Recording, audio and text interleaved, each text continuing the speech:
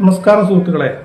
വർക്കലയിൽ ഓടിക്കൊണ്ടിരുന്നൊരു ബസ്സിൽ വെച്ച് ഒരു ലേഡിയുടെ ശരീരത്തിൽ ബാധ കയറിയതാണിത്.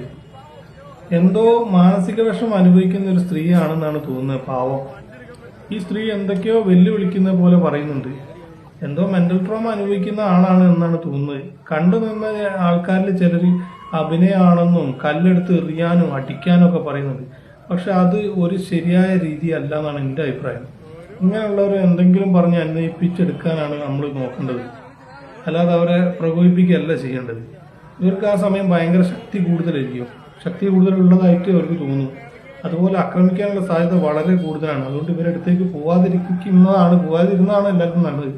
അവരുടെ ഉൾമനസ്സിൽ എന്തെങ്കിലും മാനസിക വിഷമം ഉണ്ടായിരിക്കും, അതായിരിക്കും ചിലപ്പോൾ ഇങ്ങനെ ചെയ്തത്.